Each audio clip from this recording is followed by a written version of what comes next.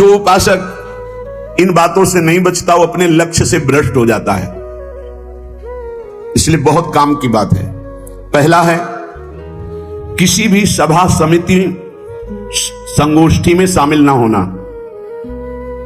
जहां एक दूसरे की कटाक्ष हो रही हो, जहां एक दूसरे की निंदा की जा रही हो, जहां ये सब नहीं, इसमें नहीं फंसना। साधक को नहीं फंसना। भगवत प्राप्ति करने वाले साधक को सबसे पहले बचना है। आ जाना वहां सभा है, आज वहां समिति है, वहां ऐसा संगोष्ठी है, इस विषय की चर्चा है, नहीं। सत्संग, एकांत सेवन, भगवत सेवा, सत्संग, इष्ट मिले और मन मिले, मिले भजन रस रीति, तहां निसंग कोहे मिलिए तासों कीजिए प्रीति। कभी नहीं गए। कई तरह की हानियां हो जाती है, साधक बहिर्मुख हो जाता है। इसलिए साधक को कभी सभा में, समिति में, ऐसी जगह नहीं जाना चाहिए। मना कर रहे हैं। सभा समितियों में शामिल होना मानो अपनी साधना को नष्ट करना है। जो लक्ष्य प्राप्ति के लिए चलना चाहता है, सभा समिति संगोष्ठी, ये नहीं। एकांत सेवन, सत्संग सुना, अपरिचित जीवन, किसी से कोई परिचय नहीं। अखबार पढ़ना, समाचार देखना, ये उनके लिए सही है जो समाज सेवी हैं, जो समाज में विविध पदों में हैं। लेकिन जो भगवत प्राप्ति करना चाहता है उस साधक के लिए ठीक नहीं है। न समाचार पत्र पढ़ना और न समाचार सुनना, न समिति सभा में जाना, न किसी राजनीतिक या व्यवहारिक संगोष्ठी को सेवन करना, नहीं। हम सबके हृदय में विराजमान उस परमात्म तत्व को जागृत करने के विषय में बोलते हैं। सबका हृदय मंदिर बने और सबके हृदय रूपी मंदिर में भगवान का प्रादुर्भाव, केवल उसकी चर्चा होती है। जिस प्रभाव से अनंत जन्मों से हम भटक रहे हैं, उस माया की मलिनता का नाश करके सच्चिदानंद प्रभु में स्थित होने की चर्चा होती है। बहुत चर्चाएं हो रही है।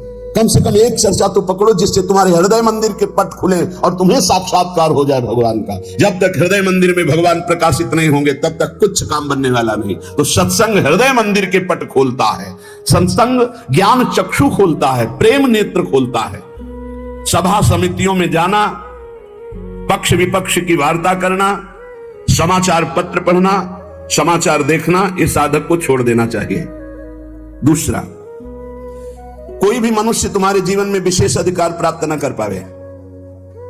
कोई भी पूरी सृष्टि में विशेष अधिकार, अरे वो अपने हैं, तो फिर श्यामा श्याम तुम्हारे कैसे रहे?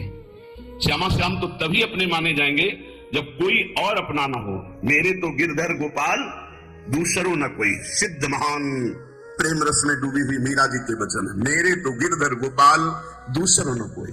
गोस्वामी तुलसीदास जी, एक भरोसो, एक बल, एक आस विश्वास, एक राम घनश्याम हित चातक तुलसीदास। किसी भी मनुष्य से विशेषता पूर्वक आपका संबंध ना होने पावे, स्थान विशेष में आसक्ति ना होने पावे, वस्तु विशेष में स्वाद ना आने पावे। भगवत प्राप्ति करना है तो दूसरी बात, सावधानी पूर्वक। कोई हमारा विशेष नहीं, कोई खास नहीं, कोई वस्तु व्यक्ति स्थान कोई विशेष हमारे नहीं। जहां राखो तहां रहो, मान सुख रास है। जहां मेरे स्वामी जैसे रख रहे हैं वैसे रह रहा हूं। मेरा नहीं, मेरे स्वामी कहे जब चाहे तब हटा दे, जब चाहे तब रख ले, उनकी बात है। वस्तु जैसा चाहा वैसा भेज दिया, वैसा हम उसका सेवन कर रहे हैं। हमारे लिए कोई खास वस्तु नहीं, मेरे स्वामी ने भेजा इसलिए बात है। तीसरी, मठ या आश्रम की स्थापना करके उसके विषय में चिंतन करना और धन आदि की चाह करना, यह साधक भगवत प्राप्ति से भ्रष्ट होने की वृत्ति है। ये सिद्धों का कार्य है, साधकों का नहीं। मठ आदि की स्थापना करना ये सिद्धों का कार्य, आचार्यों का कार्य है। आश्रम आदि की निर्माण वृत्ति करके फिर उसके संचालन के विषय में चिंतन करना, फिर रुपया पैसा इकट्ठा करना, और जब मर गए तो बाद में जो चार शिष्य हैं आपस में झगड़ा करना, मुकदमाबाजी शुरू होना। बचो इससे। जैसे बने बनाए मंदिर हैं, बने बनाए जगह हैं, हमको वास मिल रहा है, वास कर रहे, हटा दिए जाएंगे, फिर फुटपाथ में बैठ जाएंगे, पर हमारा कोई चिंतन चुरा ले, ऐसा नहीं। हम ऐसा कुछ नहीं करेंगे जिससे हमारा चिंतन बंटवारा हो जाए। मेरे प्रभु हैं, वो थे, वो रहेंगे। उनकी एक निमिष मात्र से अनंत ब्रह्मांडों का सृजन हो जाता है। वो जहां रखेंगे जैसे रखेंगे, जहां राखो तहां रहो, मान सुख रास है। उपासक किसको बैठा ले? स्थान विशेष में आ सकती नहीं, व्यक्ति विशेष में आ सकते नहीं, वस्तु विशेष में आ सकते। हमारे लिए ना कोई वस्तु विशेष है, ना स्थान विशेष है, ना व्यक्ति विशेष है। मठ और आश्रम आदि की स्थापना करके उसके चिंतन में डूबना, अपने मन को मानो दुर्गति का मार्ग चयन कर लेना। थोड़ा सा कड़वा लगेगा ये बात। हम कह रहे हैं सिद्धों का कार्य साधकों का नहीं, साधकों को नहीं फंसना चाहिए। अगर साधक फंसेगा तो नष्ट हो जाएगा, पक्का, इसमें कोई संशय नहीं। वाल्मीकि रामायण में एक प्रसंग आता है कि एक ब्राह्मण देवता भिक्षा याटन के लिए निकले हुए थे, कई दिन के भूखे थे, भिक्षा मिली नहीं, तो रास्ते में कुत्ता आराम से पड़ा था, 3-4 लाठी उसकी खोपड़ी में मारी, फूट गई खोपड़ी। उस समय राजाधिराज चक्रवर्ती महाराज अनंत कोटि ब्रह्मांडों के स्वामी भगवान श्री राम सिंहासन पर विराजमान थे। दरवाजे से आवाज मारी, सेवक ने कहा एक कुत्ता अपनी प्रार्थना करना चाहता है। भगवान ने बुलाया, बोलो। बोले मैं आराम से मार्ग में पड़ा था प्रभु, क्या मार्ग के साइड में पड़े रहना अपराध है? मैं कुत्ता हूं तो इसलिए मेरा इतना भी अधिकार नहीं कि मैं रास्ते के साइड में पड़ा रहूं। नहीं हुआ क्या, एक ब्राह्मण ने हमारे 4-5 लाठी मारी, खोपड़ी फूट गई। आप बताओ क्या मेरा दोष क्या था? मैंने भूखा भी नहीं, मैंने उसको कुछ छेड़ा भी नहीं, फिर क्यों मारा? बोले हमारे दरबार में ब्राह्मण को तो दंड दिया नहीं जाता। हाँ आप आए हो इसलिए बुलाते हैं उनको और प्रार्थना करेंगे कि ऐसा क्यों किया। बुलाए गए, भगवान आदर किए उन्हें और कहा आपने ऐसी त्रुटि क्यों की, क्यों मारा इसको? बोले 3-4 दिन से भिक्षा नहीं मिल रही थी, आराम से सो रहा था, मैं भूखा टहल रहा हूं, गुस्सा है, हमने मार दिया। अपराध है आपका? हाँ है। कुत्ते से कहा कि मैं तो दंड नहीं दे सकता क्योंकि हमारे दरबार में ब्रह्म ऋषि को दंड नहीं दिया जाता। आप दंड निर्धारित कीजिए, क्या दंड दिया जाए? उनका कलिंजर पर्वत का इनको महंत बना दिया जाए। तो ये दंड है, पुरस्कार। जिसको मांगने से भी भिक्षा नहीं मिलती वो कलिंजर पर्वत के बहुत बड़े आश्रम का महंत बन जाएगा आगे चलकर, तो ये तो पुरस्कार मिला, ये तो दंड थोड़ी। बोले नहीं प्रभु, मैं मानते ही हूं, पूर्व का मैं मानते ही हूं, जो कुत्ता बना हो, ये जब कुत्ता बनेगा ना तब इसको समझ में आएगा। सीधे कुत्ता ना कह करके इसको हमने, अगर साधक ये सिद्धों का खेल है, जो स्वात्मानंद में मगन है वो पूरा साम्राज्य चला सकते हैं, लेकिन जो साधक है अगर इस प्रपंच में फंसा तो मारा जाएगा। जब तक भगवत साक्षात्कार न हो तब तक होश में मठ और आश्रम आदि की स्थापना करके उसके चलाने की चिंता करना, ये सब बिल्कुल परमार्थ से भ्रष्ट कर देने की बात है। चौथा, साधन में आलस्य, प्रमाद अपनी दिनचर्या में कभी नहीं होना चाहिए। गुरु प्रसाद से अभी तक, अब आगे भगवान जाने, अगर 102 बुखार भी है और हमारा नियम है 12:30 बजे 1 बजे जगना, तो जगना है, जगना।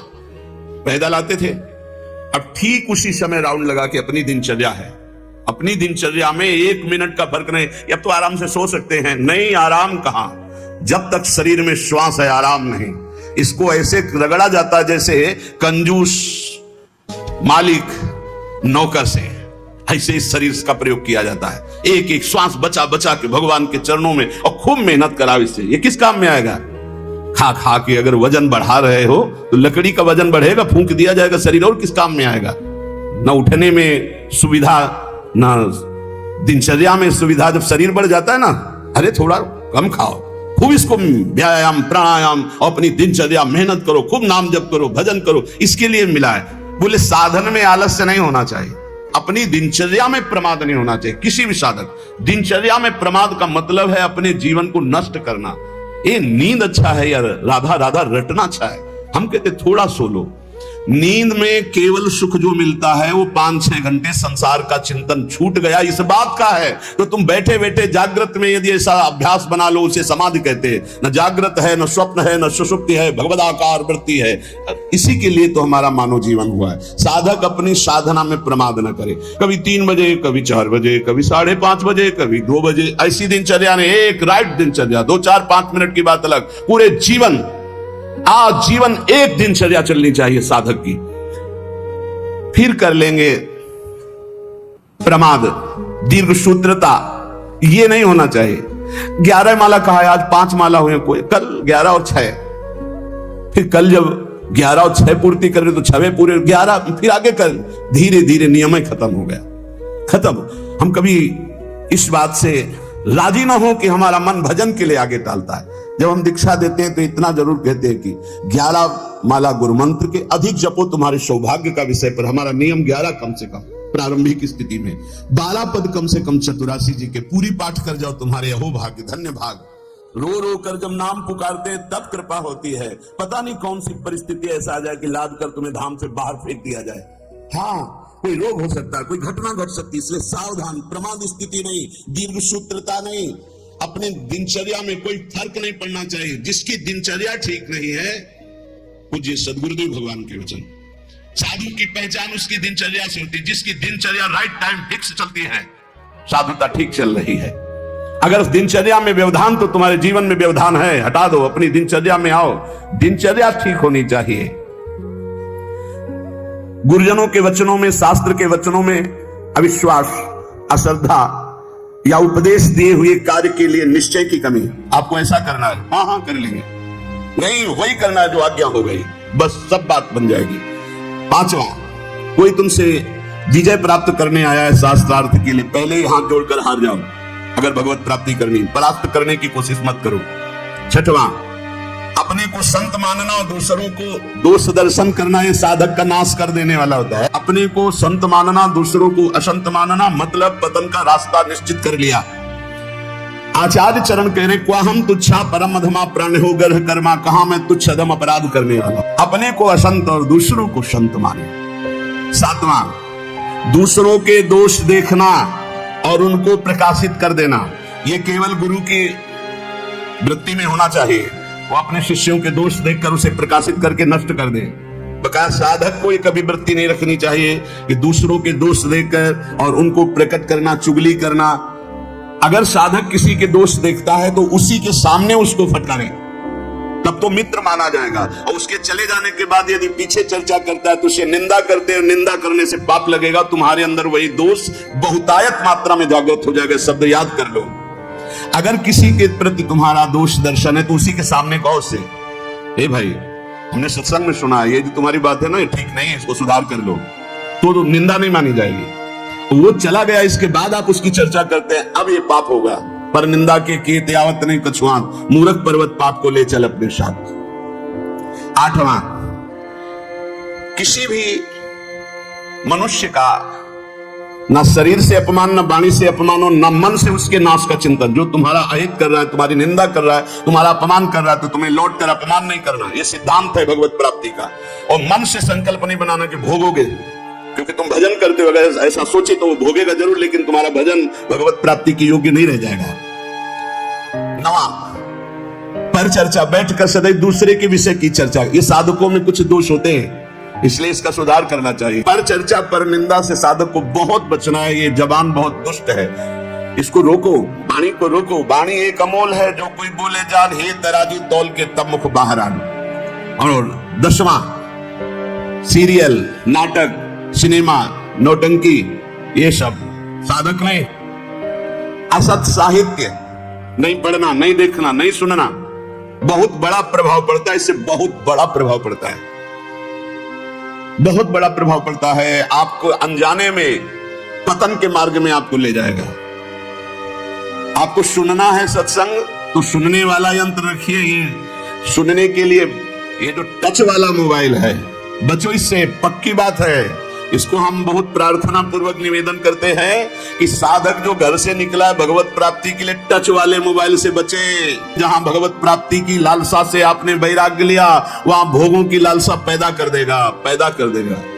जहां आप खोले मोबाइल, तो आपके ऑप्शन ही ऑप्शन है। और मन कभी भगवत ऑप्शन सुनना चाहे तो बड़ा पवित्र मन होता है। हाँ, ये सांसारिक बात है, इसमें क्या है? अच्छा, इसमें क्या है? ढूंढते ढूंढते वहां पहुंच गए जहां नहीं पहुंचना चाहिए, वो आपको नष्ट कर देगा। सत्संग सुनना है तो यंत्र रखो सत्संग सुनने का।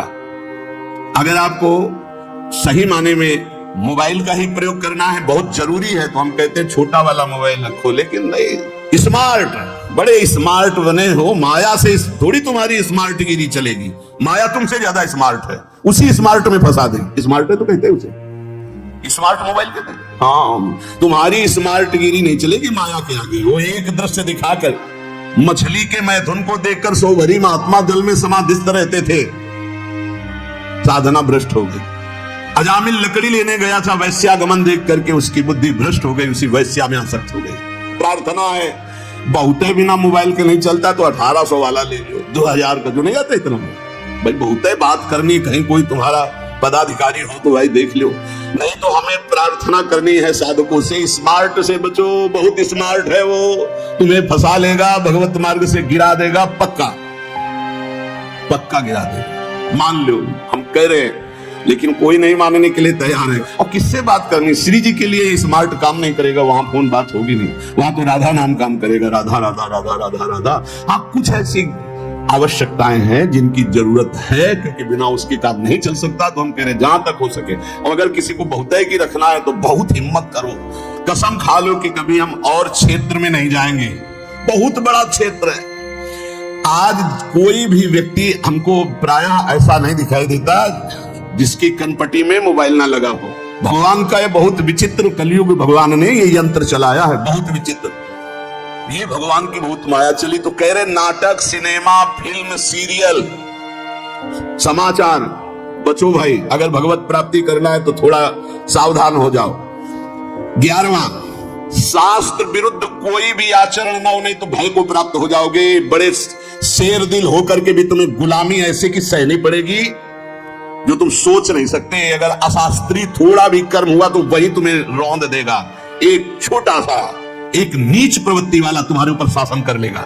हमारी बात को समझना, जो लिखा है, शास्त्र विरुद्ध कोई भी आचरण तुम्हारे शेर दिल को रौंद देगा। शेर दिल का मतलब समझते हो? साधु सिंहवत होता है, बिल्ली बना देगा। वही तुम्हें डाउन होना पड़ेगा, वही तुम्हारी हंसी उपहास, वही तुम्हारी निंदा हो जाएगी, अशास्त्रीय आचरण।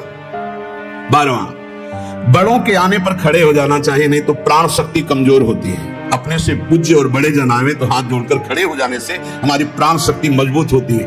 पक्का मानो, ये जो दिल कमजोर हो रहे हैं ना, इसका कारण खान पान व्यवहार अशास्त्रीय, ये जो सुबह 8-10 बजे तक सो रहे हैं, आयु नष्ट हो रही, ये जो नाना प्रकार के बाहरी भोजन कर रहे हैं, इनसे अपने यंत्र कमजोर हो रहे हैं। जो अशास्त्रीय कार्य हो रहे हैं, उनसे जीवनी शक्ति नष्ट हो रही, प्राण शक्ति कमजोर हो रही। पक्का मानिए, आज प्रायः लोग ऐसा ही है कि 1-2 बजे रात्रि के सोते हैं, वो 8-10 बजे जगते हैं। हमारी प्रार्थना है भुवन भास्कर उदय हो रहे हैं और आप सो रहे हैं, तो आपकी श्री, कीर्ति, यश, पवित्रता, प्राण शक्ति, जीवन शक्ति, इन सब का नाश हो रहा है। अरे प्रातः काल भगवान उदय हो रहे हैं, हाथ जोड़कर प्रणाम मात्र कर लो, नार्घ दो तो प्रणाम तो कर लो, भुवन भास्कर पधारे सूर्य नारायण। लेकिन नहीं, 10-11 बजे तक सोते, प्रायः दिनचर्या बन रही। सही माने में 10 बजे सो जा, 11, 12, 1, 2 दिन में 1 घंटा विश्राम। जिसको दिन में विश्राम नहीं तो 9 बजे सो जाओ। 5 घंटे सो जाना बहुत होता है। 5 घंटे बहुत। अभ्यास योग युक्त, जैसा आप अभ्यास कर लो वैसा। आपने अभ्यास कर लिया 3 घंटे में, तो 24 घंटे में 3 घंटे में काम हो जाएगा। आप अभ्यास कर लो। अरे साधना एक बार सोने का समय दे दिया, इसके बाद बस फिर नींद नहीं आनी चाहिए, फिर नींद नहीं आनी चाहिए हर समय ऐसे नींद। और 13वां, किसी भी वस्तु से या जीव से घृणा नहीं करनी। हमें प्रयोग नहीं करना, हमें घृणा नहीं करना किसी भी वस्तु से, किसी भी जीव से। सब भगवान की सृष्टि, हमारे लिए जो आदेश है हम उसका खान पान करेंगे, उसका पालन। हमें घृणा किसी से नहीं, किसी से नफरत नहीं। ये घृणा नफरत ये भगवत मार्ग के पथिकों में नहीं होती। विपत्ति में घबरा करके किसी और से सहयोग मांग लेना, ये बहुत खास बात है। बैठे रहो, प्रभु देखते हैं, बने तो आपसे बने, नहीं तो बिगड़ जाए। देखेंगे आप कैसे बना, पक्का गिरते गिरते गोद में हो जाओगे। कई बार हमने अनुभव किया सेकंड का, अगर सेकंड की चूक हो जाती तो ऐसी घटना घट जाती। सेकंड की चूक नहीं होने दी मेरे प्रभु ने, हमने कई बार देखा है। इसलिए भारी विपत्ति में घबरा कर किसी और का सहयोग लेना कभी ऐसा अनन्य भक्त के द्वारा नहीं होना चाहिए। अब क्या होगा? वही होगा जो प्यारे राम जी को भाएगा। राम जी मंगलमय है, पक्का मंगल ही होगा, अमंगल नहीं हो सकता। भक्तों का सदैव ऐसा ही होता है। वही होगा जो हमारी प्रियालाल चाहते, वही होगा जो हमारे इष्ट चाहते। इष्ट मंगल भवन है, अमंगल हो नहीं सकता। भारी संपत्ति प्राप्त हो तो फूलना नहीं। अब तो वैसे सही बात देखो, जो भगवान का भजन करते हैं उनके लिए हर कोई वस्तु हर्ष वाली नहीं होती। किसी में हर्ष होता है, बहुत ही बढ़िया चीज मिल गई, बहुत सब। हर चीज नाशवान है, हर चीज, हर वस्तु यहाँ जितना दुखालय मशासतम नाशवान। यहाँ की कोई वस्तु हर्ष देने वाली है, सुख देने वाली है, प्रतिपल नष्ट हो रही। पर ज्ञान सही है नहीं है, इसलिए हम हर्षित हो जाते हैं कि हमको अमुक वस्तु मिल गई, अमुक व्यक्ति मिल गया, अमुक पदार्थ मिल गया। किसी भी कारणवश अकस्मात आपकी बात सिद्ध हो जाती है, जो आप कह दिए, तो आप उसके सिद्ध हो जाने पर जो आपने कहा, आपको दुख होना चाहिए। आपने जो चाहा वो हो गया, आपने जो मांगा वो हो गया, आपने जो कहा वो हो गया, तो आपको दुख मानना चाहिए। नहीं नहीं, ये अगर बात मेरे अंदर आ गई तो मैं भगवत प्राप्ति नहीं कर पाऊंगा, इस बात का दुख होना चाहिए। आगे ये सावधानियां वर्णन करके कह रहे कि जो पुरुष इसी जन्म में भगवत प्राप्ति करना चाहता है तो सरसैया में पड़े हुए भीष्म जी ने युधिष्ठिर जी को उपदेश दिया, ध्यान से सुन ले, इसी जन्म में भगवत प्राप्ति हो जाएगी।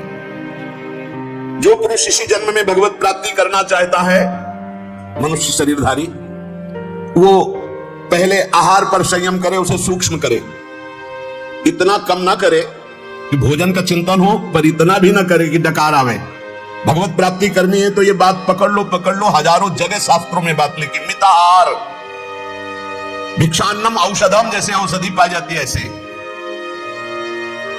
बहुत संभाल के खाओ पियो, जितने से एकदम आपका शरीर हल्का बना रहे। एक दो शरीरों को तो रोग हो जाता है, वो क्या कहते हैं जो गले में होती गांठ, हाँ थायराइड है ऐसे, वो तो बात अलग है कि भाई अब थायराइड हो गया है, नहीं तो थायराइड में ज्यादा तगड़ाहट हो रही, थायराइड खूब खाते चले जा रहे हैं। जिसको इस जन्म में भगवत प्राप्ति करनी, भोजन पर पहले सुधार करे, अल्पाहार और सात्विक भोजन, चाट चटोरा भोजन की तरफ से बचे। अगर भगवत प्राप्ति करनी है अल्पाहार करे, प्रकृति से परे अविनाशी पद की प्राप्ति के लिए प्रकृति के आकर्षण पर विजय प्राप्त करना पड़ेगा। जो साधक घर में रहकर या घर छोड़कर, दोनों साधक होते हैं, गृहस्थी और विरक्ति, जो घर में रहकर साधना कर रहे हैं उनको चाहिए किसी और का ना खाएं, अपनी मेहनत का कमाया हुआ ही भोजन पावे, चाहे जहां जाए, कहीं किसी और का ना खाएं। 10 रुपए का खाया 20 दे दो, तुम्हारे को भगवत प्राप्ति करना है। कभी ऐसा नहीं कि रास्ते में भंडारा बट रहा है, हलवा बट रहा है, दबा के पा लिया, चलो यार कम से कम बचे तो 100-200 रुपए, नहीं बचे नहीं, जिसके लिए आए थे वो सब ले गया। वो गृहस्थ आदमी को अगर किसी का पानी भी पियो तो 5 रुपया उसको दे दो, 2 रुपया दे दो, नहीं रुपया दे दिया, वहां 2-4 दोना पत्तल उठा करके आसपास सेवा, कुछ सेवा कर दो। कोई तुम्हारे सुकृत न लेने पाए भगवत प्राप्ति के मार्ग। अगर विरक्त है तो भिक्षान्नम औषधम, विषयों के सामने उपस्थित होने पर भोगने की इच्छा ना होना। गृहस्थ हो, तुम्हारे धर्म के विरुद्ध भोग का अवसर आ गया, हट जाओ, भाग जाओ, प्राण बचा लो, मत भोगना, नहीं तो भगवत प्राप्ति में बाधा। और विरक्त है, भोग सामग्री एकदम एकत्रित है, एकांत है, भोग लो, नहीं भोगना, क्योंकि मुझे भगवत प्राप्ति करनी है। नेत्र से, वाणी से, मन से किसी भी दूषित भोग को ना भोगना। नेत्रों से भी भोगना होता है। आप मोबाइल में देख रहे हो या छुप के देख रहे हो, ये ऐसा दृश्य देख रहे हो, ये नेत्रों से भोग हो गया, ये आपको नष्ट कर देगा। नेत्रों से बहुत नष्ट हो चुके हैं, नेत्र ही है जो दिखा करके भ्रष्ट हो गए। किसी के सामने ना, तो एकांत में नेत्र से भोग भोगना, वाणी से, मन से बिल्कुल दूषित वार्ता करना, दूषित संकल्प करना, दूषित दृश्य देखना है, भगवत प्राप्ति करना है तो चाहे गृहस्थ हो चाहे विरक्त, बचो इससे। किसी भी प्राणी से अतिवाद करना, बहुत बातें करना, मित्रता बना लेना, वैर कर लेना, ये सब नहीं भगवत प्राप्ति के मार्ग में। ये भीष्म पितामह जी उपदेश दे रहे। किसी के सामने अभिमान भरा वचन बोलना, अभिमान भरी क्रिया करना, अभिमान भरी चेष्टा करना, जैसे अभिमान हो जाता है। अहंकार भरी बात, अहंकार भरी क्रिया, अहंकार भरी कोई चेष्टा ना करे। यदि तुम्हें कोई क्रोध दिला रहा है तो तुम क्रोध ना करके मीठे वचन से ही उत्तर दो। जब किसी के यहां भिक्षा मांगने जाओ तो वो तुम्हें आदर दे तो उस घर में मत बैठना, भीष्म पितामह जी का है ये उपदेश। यदि तुम्हें किसी कोई निमंत्रण दे तो कभी मत जाना। भगवत प्राप्ति करना है ये विरक्त के लिए। अगर तुम्हें कोई आओ आज महाराज हमारे घर पाइए, कदापि मत पाना, निमंत्रण में कदापि मत पाना, ये भीष्म पितामह जी मना कर रहे हैं। और जब भिक्षा मांगने जाओ तो बहुत घरों से मत मांगो, कुछ नियम रखो, 4 घर 5 घर, मिले तो मिले, नहीं उपवास। अब ये नहीं कि पूरे गांव में टहले आए, नहीं, 5 घर 7 घर ऐसे नियम रखे जाते हैं कि हम सिर्फ 5 घरों में जाएंगे, मिले न मिले। ये नहीं पूरे गांव में टहले आएगी, जब तक भरपेट के दोनों टाइम के लिए न मिल जाए तो हम 50 घर मांग ली। ये भिक्षान नहीं, भिक्षान 5 घर या 7 घर, आवाज लगाई नहीं मिला तो उपवास कर गए। निमंत्रण पाए हुए घर में कभी भिक्षा ना पाने जाए, ये भगवत है कोई रहस्य। मूर्ख पुरुष, जब आप परमार्थ में चलते हैं, आपका उपहास उड़ाएंगे, हो सकता है वो आपका तिरस्कार भी कर दे, मारपीट भी कर दे। आप अपने हृदय में दुख न मानने, हृदय में आनंदित रहें। कोई प्रारब्ध भोग का नाश हो रहा है और उसको डांटे नहीं, उसको मारे नहीं, उसको पर चिल्लाए नहीं, वो तो निमित्त मात्र है। भगवान आपके प्रारब्ध का क्षय करा रहे हैं। यदि भगवत प्राप्ति करना, बहुत बार ये बातें आ गई। आताताई पर भी कभी क्रोध करके उसे शाप ना दें। साप देने का मतलब है भजन का फल है। अगर भजन है, सच्चाई से चल रहे हो आप, अंदर से सोच ले बहुत सता लिया तो भोगेगा, तो पक्का भोगेगा, इसमें कोई संशय नहीं। क्योंकि भजन एक अमोघ शक्ति है, जिधर जाएगी उधर। तो हमारा भजन मंगल के लिए कि अमंगल के लिए? तो कह रहे आताताई तुम्हें कितना भी सताए, तुम क्रोध करके उसे शाप आदि मत देना, कभी अंदर से बुरा मत चाहना। गृहस्थ के घर में जब धुआं निकलना बंद हो जाए, अब धुआं नहीं, गैस है, गैस के चूल्हा है तो धुआं का कोई ज्यादा काम ही नहीं। जब मूसल की आवाज आनी बंद हो जाए, भीष्म पितामह के समय मूसल से कूटा जाता था, अब तो मूसल से नहीं, तो मशीनों से है। और जब सब भोजन कर चुके, तब विरक्त को भिक्षा मांगनी चाहिए, मतलब लगभग 2 बजे। भिक्षा मांगने के पश्चात किसी नदी के किनारे या किसी देवालय में एकांत में बैठकर भगवान को अर्पित कर उसे पाए। गृहस्थ अपने कमाई से पाए, अधिक भिक्षा मत ले। श्री पूज्य सदगुरुदेव भगवान ने कहा कि टुकड़ा या 1 रोटी, बहुत अगर नहीं मिला है 4-5 घरों में, और आखिरी घर में 2 रोटी मिल रही तो बस 2 रोटी, तीसरी रोटी हुई तो भिक्षा नहीं मानी जाएगी। ये सदगुरुदेव भगवान के मुख्य वचन। शुद्ध भिक्षा 1 टुकड़ा, आधी रोटी, बहुत ज्यादा हो गया तो 1 रोटी। अब पता चला कि 5 घरों का आखिरी घर है, उसमें 2 रोटी मिल रही, तो फिर उससे 2 रोटी ले ले, तीसरी रोटी नहीं होनी चाहिए। जो अधिक भिक्षा ले लेता है उसे भिक्षान्न नहीं कहते हैं।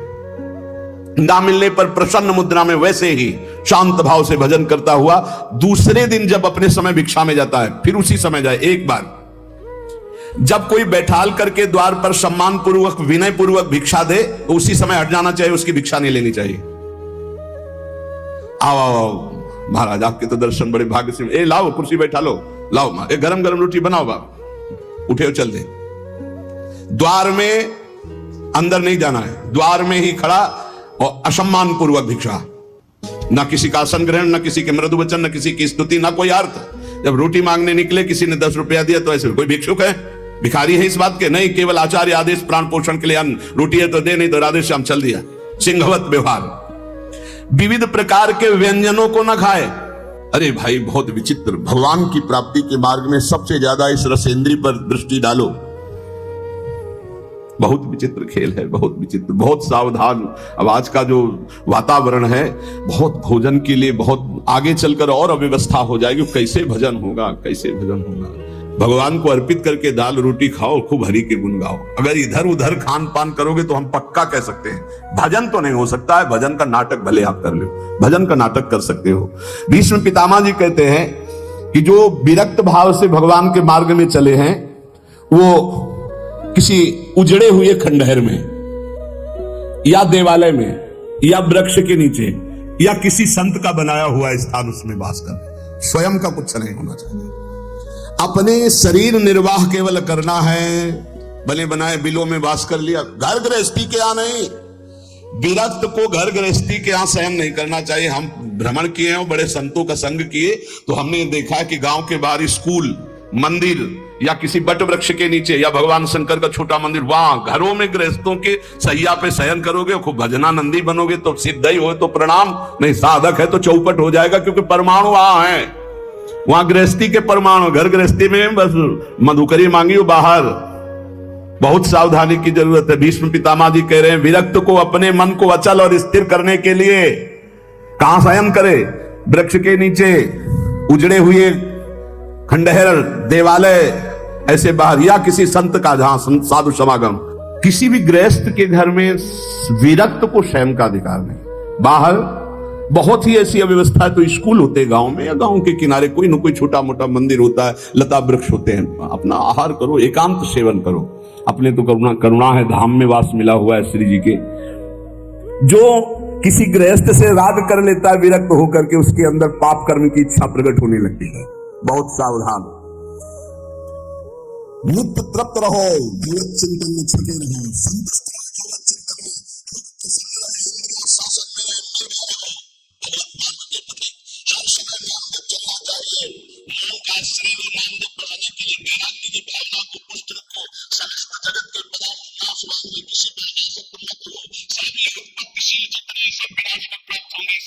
नहीं है, सत्य सच्चिदानंद भगवान है।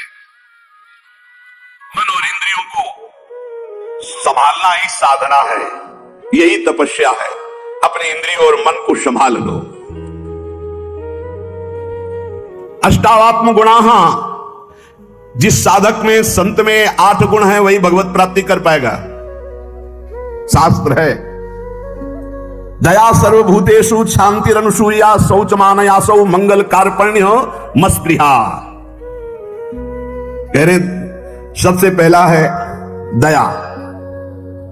दया सर्वभूतेषु, अगर आप साधक हैं, भजन मार्ग में हैं, परे वा बंधु वर्गे वा मित्रे द्वेष्टे वा सदा आपन्ने रक्षितव्यम तु दयैषा परिकीर्तिता। दया किसे कहते हैं? अपने पराये का भेद नहीं है। मित्र हो या शत्रु हो, वो भारी दुख में पड़ा हुआ है, तो जितना हमें शारीरिक बल, बौद्धिक बल, तप बल प्राप्त है, हम उसका प्रयोग करके उसकी रक्षा कर ले, पर आसक्त ना हो। रक्षा करना, चाहे वो मित्र हो या शत्रु हो, कोई भी हो। साधुता का हृदय, भक्त का हृदय कैसा होता है?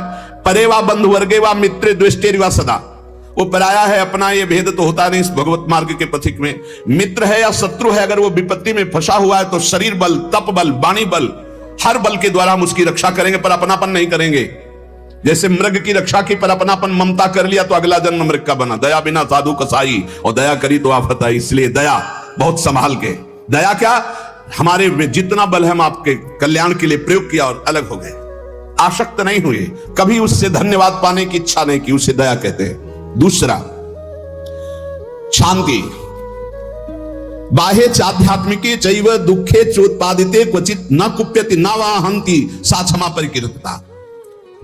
ये साधक के लक्षण। पहला दया, दूसरा ऐसा क्षमा कि कोई आपको शारीरिक या मानसिक पीड़ा पहुंचा रहा है, आपको क्रोध नहीं आना चाहिए।